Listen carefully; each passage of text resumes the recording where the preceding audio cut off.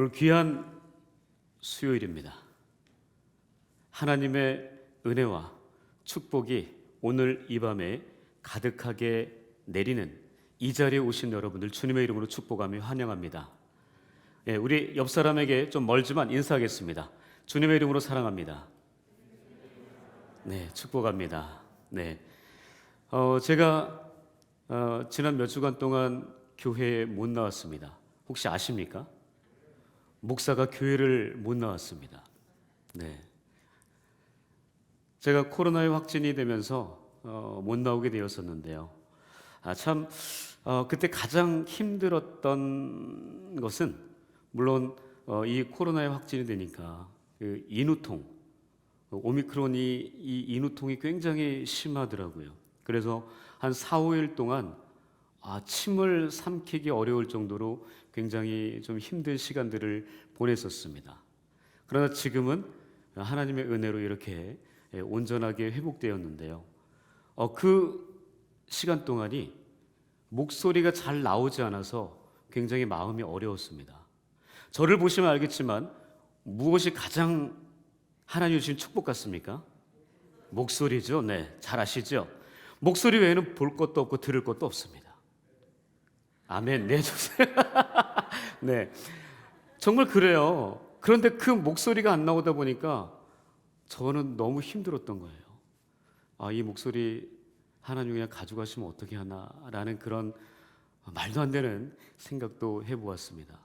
물론 현철 목사님도 목소리 아주 좋죠. 그죠? 네. 그리고 또 우리 YD 뉴스 누구예요? 최영민 목사님 목소리가 또 끝내줍니다. 네. 정말 우리 목사님들 목소리가 물론 이근영 목사님도 그렇고 위 목사님 다 목소리가 다 대단히 좋아요. 자, 그런 목소리를 가진 제가 다른 것들 볼 거 없는데 그 목소리를 잃는다면 저는 다 잃는 것이기에 참 마음이 힘들었지만 지금 이렇게 여러분 앞에서 하나님의 은혜로 서 있는 것이 얼마나 행복한지 모르겠습니다. 그러니까 여러분 건강 잘 지키시기 바랍니다. 있을 때 건강할 때 잘 지키셔서 하나님께서 원하시는 그런 모습 하나님께 잘 드리셨으면 좋겠어요. 그리고 제가 또 하나 참 마음이 어려웠던 거는요, 제가 어디 사는지 아시죠? 네, 옛날엔 별내에 살았는데 지금도 별내에 살지 않습니다. 지금은 바로 옆에 사택 가나의 집에 살고 있습니다. 근데 그 가나의 집에 있으면서요, 주일날 교회 종소리가 들리더라고요. 목사님 설교 목소리는 안 들리는데 교회 종소리는 들립니다. 그 교회 종소리가 들리는데 교회에 가지 못하는 그 마음, 바로 옆에 건물인데 가고 싶은데 가지 못하는 그 마음 혹시 아십니까? 교회 종소리가 들려서 교회 달려가고 싶은데 못 가는 거예요. 참 그 마음이 많이 힘들었습니다. 그러면서 시편 84편이 기억났습니다. 하나님께서 저에게 시편 84편의 말씀을 주셨는데요, 우리 같이 함께 읽어볼까요? 자, 시작. 만군의 여호와여, 주의 장막이 어찌 그리 사랑스러운지요. 내 영혼이 여호와의 궁정을 사모하여 쇠약하며 내 마음과 육체가 살아계신 하나님께 부르짖나이다. 나의 왕 나의 하나님 만군의 여호와여, 주의 제단에서 참새도 제 집을 얻고 제비도 새끼들 보금자리를 얻었나이다. 주의 집에 사는 자들은 복이 있나니 그들이 항상 주를 찬송하리이다. 주의 집에 사는 자들이 복이 있다라고 이야기합니다. 이 시는 성전에서 음악을 담당하던 고라 자손이 쓴 시입니다. 하나님을 찬양하는 일에 늘 열심을 다했던 그 자손들이 쓴 시입니다. 하나님의 성전에서 건강한 모습으로 하나님을 예배하고 찬양할 수 있다는 것이 얼마나 소중한 것인지 정말 알게 되었습니다. 여기 보면은 참새와 제비가 나와요. 그들이 주의 제단에 보금자리가 있대요. 근데 저는 갈 수 없는 그 모습, 이 지금 고라 자손이 갈 수 없는 그 모습, 성전을 가고 싶지만 갈 수 없는 그 모습이었습니다. 편안하게 날아다니는 그 새들은 성전에 들어갈 수 있지만 그렇지 못한 이 시편 기자의 그 마음, 성전에서 예배할 수 있다는 것, 성전에서 예배를 인도할 수 있다는 것, 성전에서 하나님 말씀을 선포하고 하나님의 영광을 찬양할 수 있다는 것, 이것이 얼마나 큰 축복이고 특권인지를 우리는 다시 한번 깊이 있게 깨달아야 되겠습니다. 아프면 못 오게 되더라고요. 마음에 또한 질병이 생기게 되면 주님의 전을 찾기가 참 쉽지 않습니다. 그래서 우리는 육신의 질병을 잘 예방해야 되겠지만 마음의 질병, 영혼의 질병, 그 바이러스가 침투하지 못하도록 또한 잘 관리해야 되겠습니다. 우리 옆 사람에게 다시 한번 인사하십시다. 우리 건강하십시다. 근데 건강해야 되는 이유가 있죠. 왜요? 주님의 성전을 사모하고 주님의 성전에 나와서 예배하기 위해서. 우리는 예배자로 부름받은 존재 아닙니까? 바로 그런 존재들이기에 하나님을 온전히 예배할 수 있는 그런 건강한 모습으로 하나님께 영광을 올려드리는 저와 여러분들 될 수 있기를 주님의 이름으로 축복합니다. 아멘. 자, 느헤미야. 제가 지난번 수요 설교 때 12월 정도에 제가 말씀을 전했는데, 그때 느헤미야 이 말씀을 전반부 1장을 전했습니다. 그리고 오늘 이제 10장을 들고 나왔습니다. 느헤미야 그 의미가 뭐라고 그랬죠? 이름의 의미? 작년이니까 기억 안 나요. 작년이거든요. 작년. 네, 벌써 1년이 지나서 기억이 난리가 만무합니다. 그죠? 네. 느헤미야 바로 위로자란 뜻이었습니다. 그래서 느헤미야는 위로의 사람이었습니다. 여러 가지 힘든 그런 고통 속에서 물론 하나님의 은혜로 포로 귀환이 이루어졌지만 아직도 많은 사람들이 다른 나라들의 위협을 받고 힘든 어려운 그런 고통 가운데 생활한 그 상태였습니다. 그래서 하나님의 위로가 필요했습니다. 그래서 하나님께서 적재적소 아주 필요한 그 시기에 느헤미야를 보내주신 거죠. 그리고 느헤미야는 어떤 사람이었습니까? 1장에서 봤잖아요. 기도의 사람이었습니다. 기억나십니까? 느헤미야가 그 페르시아 궁전에 있으면서 바로 예루살렘에 가기까지 약 4개월 정도 기도했다고 그랬잖아요. 기도하면서 하나님 앞에 하나님, 내가 어떻게 해야 됩니까? 내가 무엇을 해야 합니까? 물으면서 모든 일들을 준비했던 그 사람, 바로 기도의 사람이었습니다. 그는 그러나 기도만 하지 않고 분명하게 일을 하던 사람이었습니다. 일과 기도, 기도와 일, 이것을 함께 병행하면서 마침내 어떻게 했습니까? 예루살렘 모든 성벽, 불타버린 성문들 52일 만에 다 완공한 입지전적 인물이었다라고 말씀드렸습니다. 참 대단한 사람이었습니다. 바로 1장부터 느헤미야 1장부터 7장까지가 바로 성전 회복, 성벽 회복, 바로 이것이 느헤미야가 했던 일입니다. 그리고 8장부터 13장까지 마지막 그 부분까지는 영적인 개혁을 이루어냈습니다. 성벽 재건이 완성이 되었습니다. 50일 만에 완성이 되었지만 이스라엘 백성들 가운데는 목마름이 있었습니다. 어떤 목마름이었습니까? 바로 하나님 말씀에 대한 목마름이 그들에게는 있었습니다. 그 말씀에 대한 목마름으로 어떤 일을 합니까? 여러분, 학사 에스라, 제사장이었던 에스라가 먼저 하나님 말씀을 들고 나와서 수문 앞 광장에 사람들 모이게 해서 하나님 말씀을 선포했습니까? 그거 아니거든요. 이스라엘 백성들이 성전, 성벽 모든 것을 완벽하게 다 마무리한 그 사람들이 목마름이 생긴 거예요.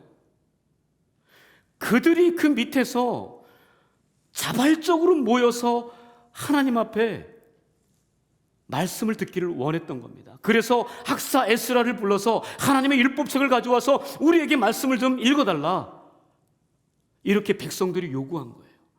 에스라가 먼저 시작한 게 아닙니다. 백성들이 그 영적인 갈급함 때문에, 하나님 말씀에 대한 그 강렬한 열망 때문에 학사 에스라를 불러서 그 말씀을 읽게 한 거예요. 이런 갈망함이 여러분들에게 있으십니까? 오늘 이 밤 그 갈망함을 가지고 이 자리에 나오셨다면 참 복된 분들이다 생각이 듭니다. 분명히 아모스 선지자에게 하셨던 그 말씀, 아모스 선지자를 통해서 하신 말씀이 있어요. 양식이 없어 주림이 아니며 물이 없어 가람이 아니요 여호와의 말씀을 듣지 못한 기갈이다 라고 그렇게 8장에서 이야기합니다. 어떻습니까? 하나님 말씀을 향한 그런 갈증, 갈망, 그런 기갈함이 여러분들에게 있으십니까? 바로 우리에게 회복되어야 될 것, 바로 이것입니다. 먼저 말씀에 대한 갈망함입니다. 그래서 하나님 말씀이 학사 에스라를 통해서요, 새벽부터 정오까지 약 6, 7시간이라고 이야기합니다. 그 6, 7시간 동안 말씀을 알아들을 수 있는 그 사람들이 수문학 광장에서 움직이지 않고 하나님 말씀에 집중했습니다. 여러분, 수요 오늘 기도회가 6시간 진행된다면 어떻겠습니까? 괜찮으시겠어요? 새벽 2시까지, 새벽 4시까지. 여러분 괜찮으시겠습니까? 그리고 내일 새벽 예배 여기서 드리고요. 괜찮으세요? 청년들 괜찮으십니까? 예. 아멘 하는 분도 있지만 고개를 절레절레 흔드는 분도 있습니다. 참 쉽지 않습니다. 그런데 그 6, 7시간을 꼼짝하지 않고 말씀에 집중했다는 거예요. 얼마나 그 말씀에 고팠으면, 얼마나 그 말씀을 듣고 싶었으면 그랬겠냐 이거죠. 바로 이스라엘 백성들이 그랬다는 겁니다. 하나님 마음에 합한 자 다윗, 그가 시편 119편에서 이렇게 고백합니다. 내 눈이 주의 의로운 말씀을 사모하기에 피곤합니다. 다른 세상의 일 때문에 피곤한 것이 아니라 주의 의로운 말씀 때문에 그 말씀을 내가 사모하기에 너무나 피곤하다는 거예요. 아까 시편 84편 봤잖아요. 주의 궁정을 사모하기에 너무나 내가 피곤하다는 거예요. 내 몸이 쇠약할 정도로 힘들다는 거예요. 주의 궁정, 주의 말씀, 주님을 사모하기에. 여러분, 세상 일에는 우리가 피곤하지만 정말 주님을 사모하기에, 주의 성전, 이 연동의 성전을 사모하기에, 주님을 사모하기에 그런 쇠약함, 그런 피곤함이 있으십니까? 어쩌면 그것이 우리에게 필요한지 모르겠습니다. 자, 학사 에스라 율법을 낭독할 때요, 레위 사람들은 무엇한 줄 아십니까? 제사장이 낭독하고 레위 사람들은 무엇 했을까요? 바로 그 말씀을 듣는 그 이스라엘 백성들, 수문학 광장에 모이는 수많은 그 사람들에게 하나님 말씀을 해석해서 그들을 깨닫게 해주었습니다. 학사 에스라는 말씀을 선포하고 레위인들은 그 사람들 옆에서 그 말씀을 해석해주며 그 말씀이 어떤 말씀인지를 깨닫게 해주었다는 이야기입니다. 그런데 그 말씀을 이스라엘 백성들이 듣고, 우리가 이제까지 잘못 살았구나, 우리가 율법대로 살지 못했구나, 하나님 말씀에 우리가 불순종했구나 라는 것을 깨닫고 눈물로 회개하는 일이 벌어집니다.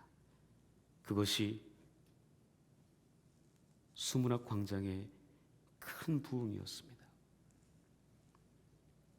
그동안 영적으로 매우 공허했던 그들에게 하나님의 말씀이 들어와 그 말씀이 자리 잡으니까 그들에게 영적인 대각성이, 심령의 대부흥이 일어났던 것입니다.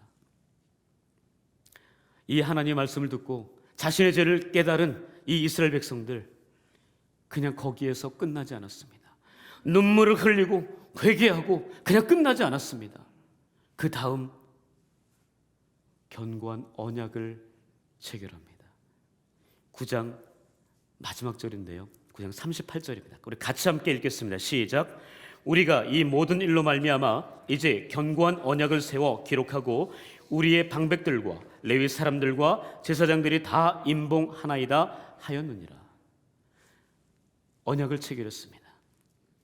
그 언약을 오늘 세 가지를 살펴볼 거예요. 임봉했다는 것은 사인했다는 겁니다. 도장을 쾅 찍었다는 거예요. 마지막 결제를 했다는 이야기입니다. 바로 그 견고한 언약의 내용, 첫 번째는요, 이방 사람들과 결혼하지 않겠다고 선언했습니다. 첫 번째가 그거였습니다. 30절입니다. 우리 같이 함께 읽겠습니다. 시작. 우리의 딸들을 이 땅 백성에게 주지 아니하고 우리의 아들들을 위하여 그들의 딸들을 데려오지 아니하며. 바로 이스라엘 백성들이 처음 율법을 지키겠다고 선언하면서 처음으로 약속한 것이 자기 자식들을 믿는 자들에게만 시집 보내겠다, 자기 종족에게만 보내겠다, 이방 종족에게, 하나님을 믿지 않는 사람들에게는 보내지 않겠다라고 그렇게 선언했다는 것입니다. 이것은 그리스도인의 결혼에 관한 이야기입니다. 우리 여기 청년들 많이 계시는데요, 바로 결혼을 어떻게 해야 될 것인가, 누구랑 할 것인가. 지금 이스라엘 백성들은 부흥을 경험하고 말씀에 대한 갈망함이 해결하고 나서 가장 먼저 한 것이 이방에 대한 결혼 문제에 대해 끊어버리겠다라고 이야기하고 있습니다. 물론 배우자의 집안, 그 집안이 몇 대째 신앙생활을 했는지 그것도 매우 중요하겠지만, 더 중요한 것은 그 배우자 당사자 지금 현재의 믿음이 어떠한가, 그것이 더 중요하리라 생각이 듭니다. 그러고 난 다음에 그 사람에 대한 외모, 그 사람이 가진 학벌, 경제적인 능력, 그것은 옵션이겠죠. 그러나 우리는 옵션을 자꾸만 메인과 바꿔치기 하는 잘못된 우를 범하는 경우가 있는 것 같습니다. 이런 이방 사람들과의 통혼 문제는요, 바로 포로 귀환 이전부터 계속 있었습니다. 그로 인해 이 선민 이스라엘 공동체는 하나님만 섬기는 것이 아니라 이방 잡신들도 많이 섬겼습니다. 그래서 영적인 폐해가 굉장히 심했죠. 느헤미야로 인해서 보여지는 성전은 온전하게 너무나 멋지게 완성되었지만, 보이지 않는 마음의 성전은 이방인과의 통혼의 문제로 굉장히 피폐해지고 무너지고 불탄 채로 흉물스럽게 그렇게 남아 있었습니다. 하나님께서 가장 싫어하는 것, 두 마음을 품는 거 아니겠습니까?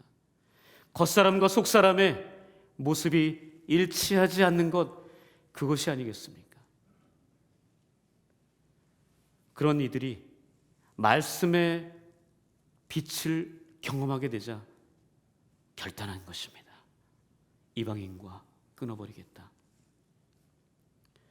애굽을 떠나서 광야 생활을 했던 이스라엘 민족, 하나님의 인도하심 따라 가나안 땅에 들어갑니다. 그들은 선민이었습니다. 그곳을 만난 이방 사람들과 절대 교제를 끊지 못했습니다. 서로 통혼했습니다.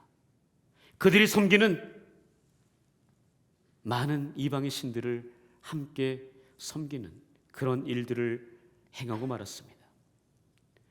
다윗의 아들 솔로몬을 잘 아실 것입니다.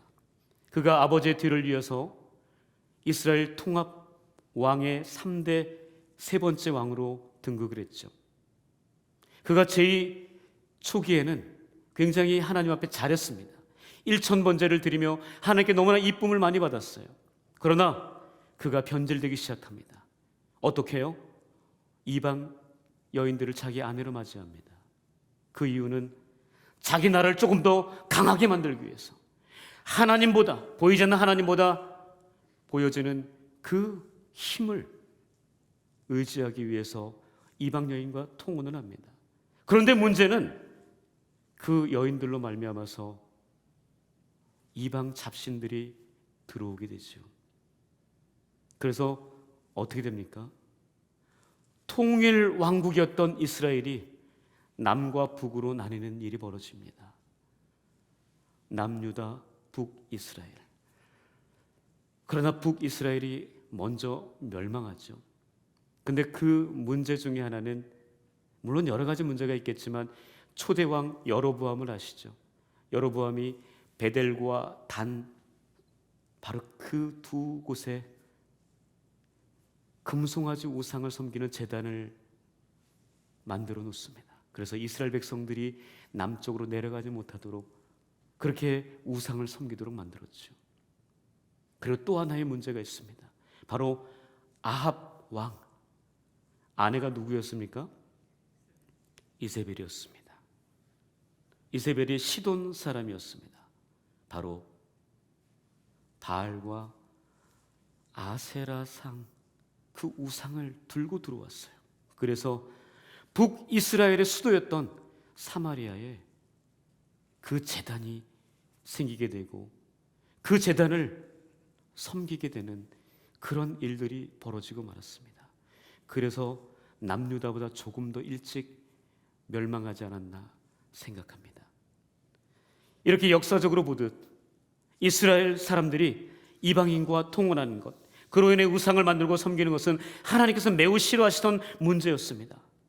혹시 우리 삶에 이방인과 통혼하는 것과 같은 그런 영적인 혼합주의적인 요소, 그런 영적인 잡탕주의 같은 그런 모습들이 있다면, 우리 가정 가운데 그런 모습들이 있다면 말씀의 칼로 다시금 도려내야 될 줄 믿습니다. 성령의 불로 다시금 깨끗하게 태워서 하나님께서 받으실 만한 아름다운 그런 영적인 회복과 치유가 일어나는 오늘 이 밤이 될 수 있기를 주님의 이름으로 축복합니다. 두 번째는요, 그들이 견고한 언약을 세운 것은요, 바로 안식일을 잘 지키겠다라는 것입니다. 본문 31절입니다. 같이 함께 읽겠습니다. 시작. 혹시 이 땅 백성이 안식일에 물품이나 온갖 곡물을 가져다가 팔려고 할지라도 우리가 안식일이나 성일에는 그들에게서 사지 않겠고 일곱째 해마다 땅을 쉬게 하고 모든 빚을 탕감하리라 하였고 라고 이야기합니다. 이스라엘 백성들이 하나님의 말씀을 경험하고 두 번째 결단했던 것, 바로 안식일을 잘 지키겠다라는 것입니다. 이전까지 그들은 안식일의 의미를, 진짜 의미를 상실한 채 형식적이고 탐욕적인 안식일을 지키고 있었습니다. 안식일은 하나님을 신뢰한다는 우리의 믿음의 표현입니다. 코로나로 인해서 매우 힘든 상황입니다. 이런 상황에서 하루 장사 안 하면 정말 힘들겠죠. 그러나 하나님은 안식일, 바로 주일에는 내 안에서 이 성전에 나와서 편안하게 쉬라고 말씀하셨습니다. 이 말은 내가 책임질 테니까 나만 믿고 따라와라. 내가 책임질 테니까 걱정하지 마라. 그것이죠. 이런 안식일의 의미가 안식년에도 동일하게 적용됩니다. 안식년은 6년 동안 농사를 짓고 1년 동안 쉬라는 거죠. 근데 1년을 놀면, 혹시 여기 1년 놀아보신 분 계십니까? 한 2, 3년은 굉장히 힘듭니다. 경험하셨을 거예요. 그래서 하나님께서는요, 레위기 25장 20절부터 21절에 이렇게 말씀하고 있습니다. 만일 너희가 말하기를 우리가 만일 일곱째 해에 심지도 못하고 소출을 거두지도 못하면 우리가 무엇을 먹으려 하겠으나 내가 명령하여 여섯째 해에 내 복을 너희에게 주어 그 소출이 3년 동안 쓰기에 족하게 하리라. 6년 동안 열심히 일하고 1년 안식년으로 쉬면 마지막 6번째 해에 어떻게 하겠대요? 내가 복을 주겠답니다. 어떤 복을요? 나머지 2, 3년 동안 쓸 수 있도록 채워주겠다는 이야기를 하고 있습니다. 우리가 하루 일 안 해도 살아갈 수 있는 것처럼 1년을 일 안 해도 살아갈 수 있을 만큼 하나님께서 채워주시겠다. 그것이 내 복이다 라고 그렇게 우리에게 말씀하십니다. 안식일과 안식년에 쉬는 것, 진정한 의미는 당신을 믿는 당신의 사람들을 당신께서 반드시 책임지시겠다 이거죠. 하나님 우리에게 끊임없이 말씀하십니다. 너의 인생은 내가 책임진다. 우리 한번 선포해 보겠습니다. 시작. 너의 인생은 내가 책임진다. 우리 주님께서 책임져 주시겠다라고 분명하게 말씀하시는 것이 안식일과 안식년의 의미입니다. 그렇기 때문에 우리 절대 이 안식일을, 주일을 놓치는 일이 없었으면 좋겠습니다. 어쩔 수 없이 저처럼 질병에 걸려서 나오지 못하면 어쩔 수 없는 거죠. 그러니까 건강해야 되죠. 그렇지만 할 수만 있다면 주일을 거르는 것, 이걸 하지 않았으면 좋겠습니다. 자, 그리고 마지막 세 번째인데요. 세 번째, 그들의 말씀을 경험한 이후에 견고한 언약을 체결한 것. 세 번째, 함께 읽어볼까요? 시작. 하나님의 성전을 버려두지 않겠다라는 것입니다. 이것은 39절의 말씀인데요. 바로 이스라엘 백성은 이 마지막 세 번째 결단으로 하나님의 전, 하나님의 임재의 상징인 하나님의 성전을 절대 버려두지 아니하겠다. 마지막에 보십시오. 그리하여 우리가 우리 하나님의 전을 버려두지 아니하리라 라고 이야기합니다. 그 결단의 이런 내용들이요, 32절부터 본문 32절부터 시작되거든요. 특별히 하나님의 전을 위하여 제사에 사용될 제물들과 토지 소산의 첫 예물들, 열매들, 그리고 가축의 처음 난 것들과 모든 산물의 11조를 율법에 기록된 대로 다시 하나님께 드리겠다라고 이야기합니다. 11조는 그리스도인으로서 지켜야 할 가장 기본적인 가치입니다. 그러나 그것을 지켜내기가 여간 힘든 것이 아니죠. 그래서 기본을 지킨다는 것 참 어려운 일입니다. 11조는 헌금의 차원을 넘어서 내가 얼마나 하나님을 신뢰하는가라는 문제와 직결됩니다. 11조는 내가 가진 것에서 일부를 떼어내 하나님께 드리는 것이 아님을 잘 아실 것입니다. 하나님의 것 하나님께 돌려드리는 것이죠. 그 행위의 의미는 하나님, 저는 하나님을 온전히 믿습니다. 이 모든 것이 하나님의 것입니다 라는 믿음의 고백입니다. 11조를 드린다는 것, 그것은 나는 물질의 지배를 받지 않고 오직 그 모든 물질의 주인이신 하나님의 지배를 받기 원합니다 라는 그런 의미 있는 이야기죠. 하나님의 사람은 하나님께 속한 사람입니다. 그러기에 당연히 11조를 하나님께 드린다는 것, 우리에겐 너무나 당연한 일이라는 거죠.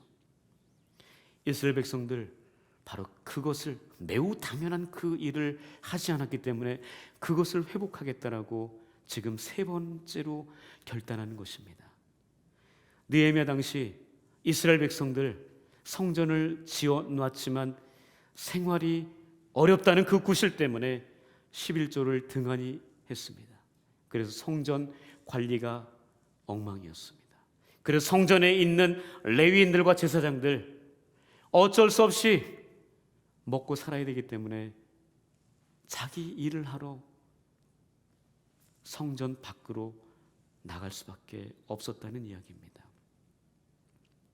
그런 상황에서 느헤미야를 통해 성벽 그리고 성전 문이 다 완공되었지만 에스라를 통한 그 말씀의 부흥을 체험하자 이렇게 강하게 결단한 것입니다. 말씀을 정리하겠습니다.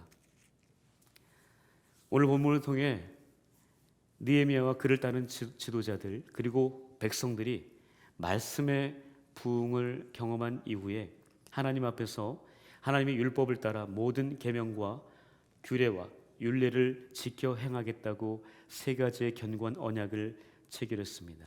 그 세 가지, 첫 번째 읽어볼까요? 자, 시작. 이방 사람들과 결혼하지 않겠다는 것입니다. 영적 혼합주의, 잡탕주의를 버리겠다는 이야기입니다. 두 번째요, 안식일을 잘 지키겠다는 것입니다. 뭐죠? 하나님께서 책임져 주시겠다라는 그 믿음을 가지고 주의를 지키겠다는 거죠. 세 번째는요, 하나님의 성전을 버려두지 않겠다는 것입니다. 바로 11조를 하나님 앞에 온전하게 드려서 이 성전을 잘 지키겠다, 그것이었습니다. 이제 추운 겨울, 물론 지금도 좀 춥습니다. 이제 추운 겨울이 거의 다 지나갔습니다. 다음 주 오늘이면 3월 2일입니다. 이제 새 학기를 시작하고 새 봄을 시작하는 그 시기입니다. 더 중요한 것은요, 그날은 올해 사순절의 시작을 알리는 제의 수요일입니다. 우리가 하나님 앞에서 어떻게 하면 조금 더 의미 있는 그런 사순절을 보낼까? 새 학기 어떻게 잘 시작할까? 물론 우리가 올해 시작하면서 결단했던 그런 약속들이 있죠.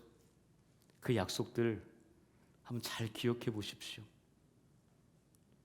그 하나님 앞에 언약을 체결했는데 그것을 잘 지키고 있는지. 그러면서 오늘 이 밤 하나님 앞에 다시금 그 약속들이 기억나며 그 약속을 지켜 행할 수 있는, 행함이 있는 그리스도인 되게 해달라고, 그렇게 결단하며 나아가는 저와 여러분들 될 수 있기를 주님의 이름으로 축복합니다. 아멘.